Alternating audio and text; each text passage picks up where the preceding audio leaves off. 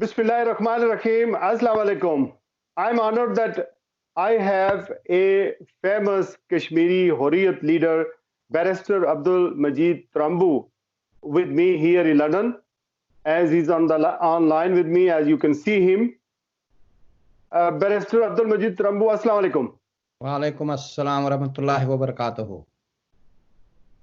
Thank you very much giving time to my show, London Eye. Barrister Abdul Majid Tramboo, there is a strong condemnation and severe reaction coming here in UK from Pakistani and Kashmiri diaspora against the newly elected Labour leader about his recent statement stating that Kashmir is a disputed territory between India and Pakistan and it is a bilateral issue. This is not the stance of the Pakistan or not Kashmiri diaspora. We believe that this is an international issue which is recognized by the United Nations. How do you see this and what is your reaction about it? Brother Sheraz Sahab, I'm very grateful to you for having me on the show.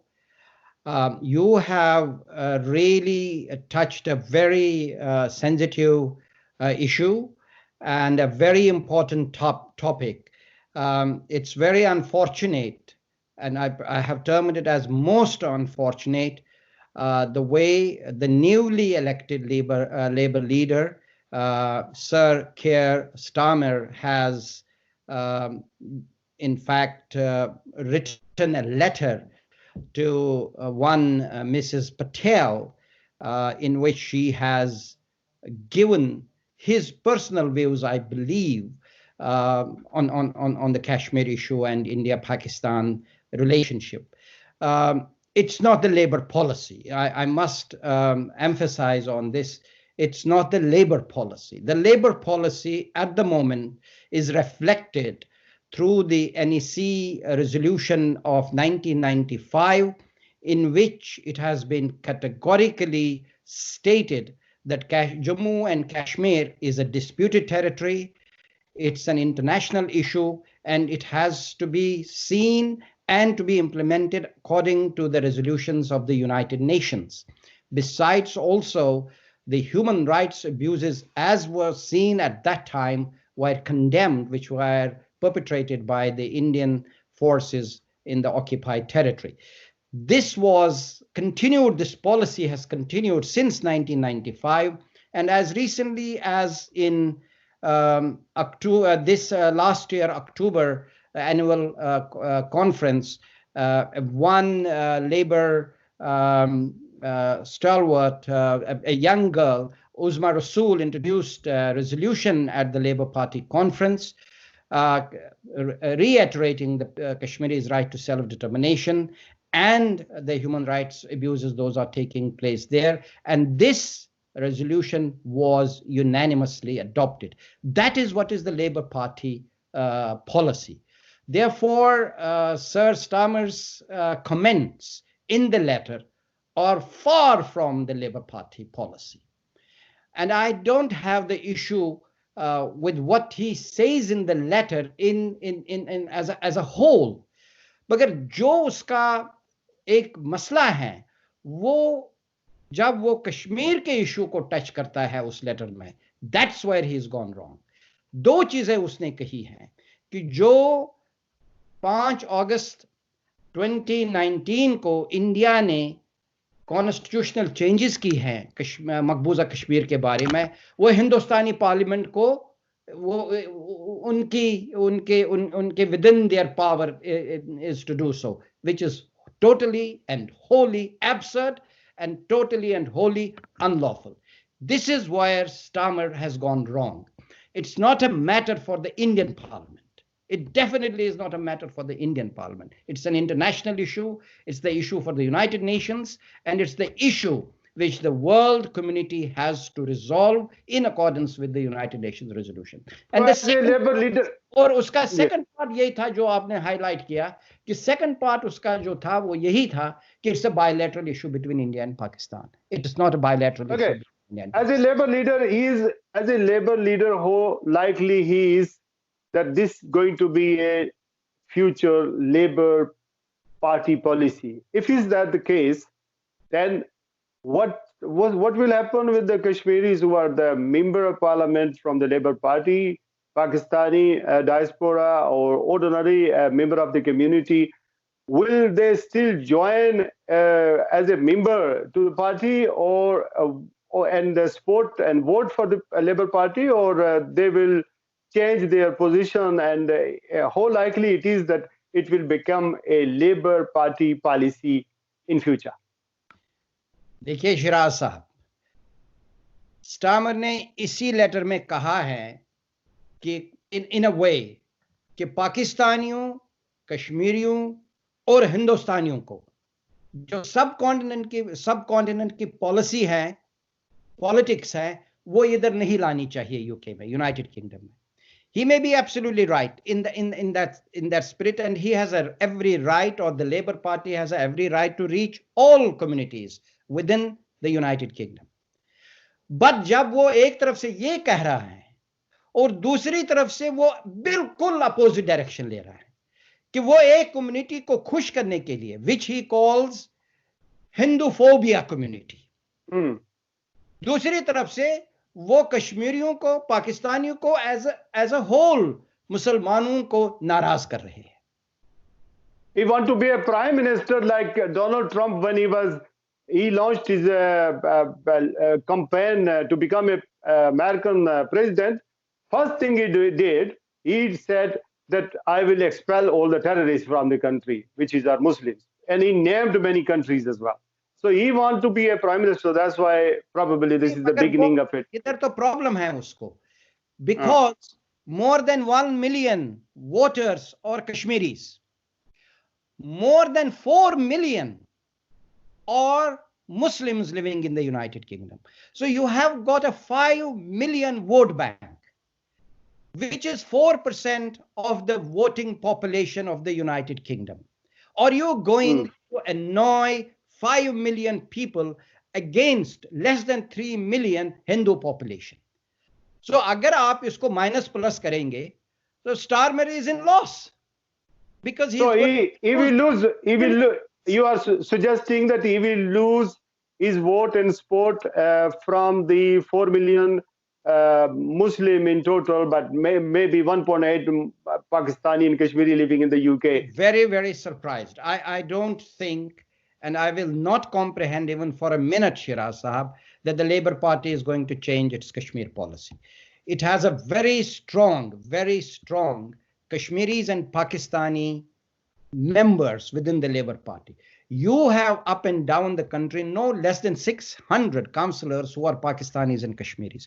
You have about 15, 16 MPs who are Pakistanis and Kashmiris in the Labour Party.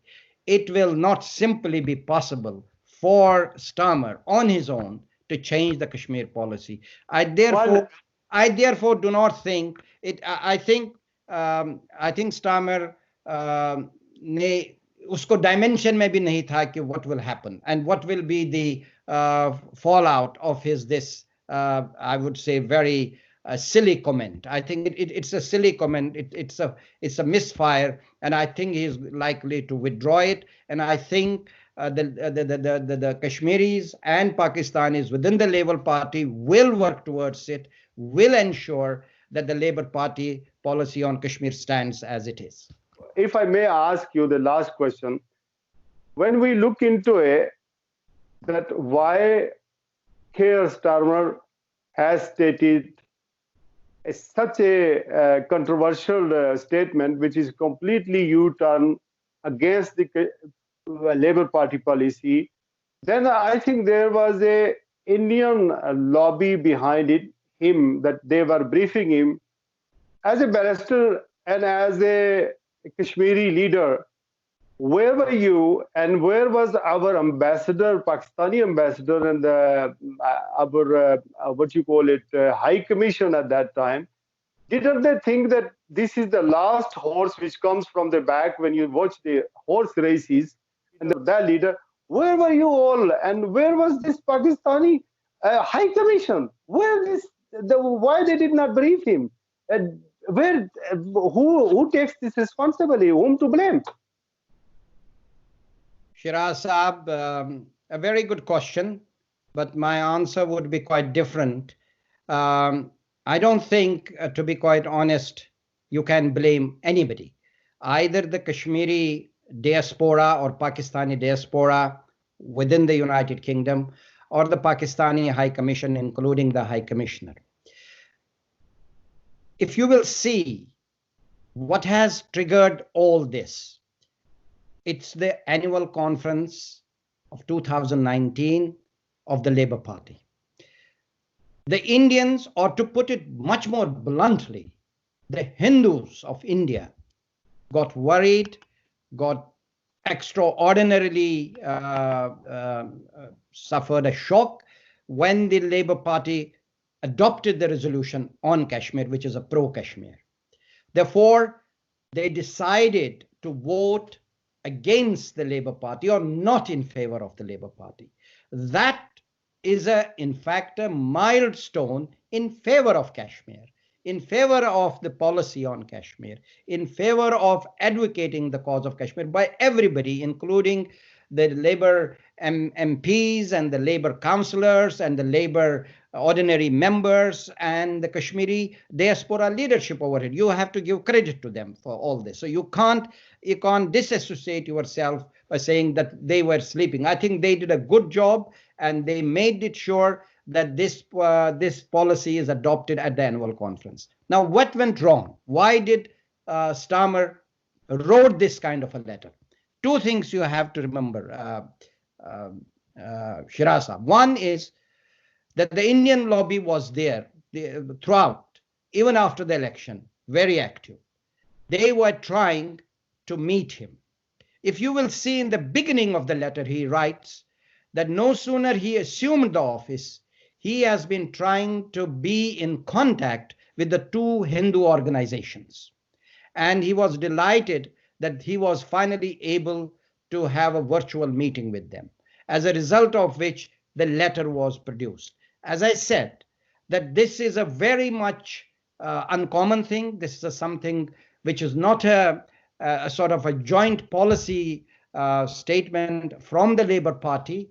And I think, and I'm pretty sure, I'm 100% sure, that the Labour, Kashmiri and Pakistani MPs and the councillors up and down the country, and plus the Labour membership of Kashmiri origin and Pakistani origin will fight it back and will not let it rest.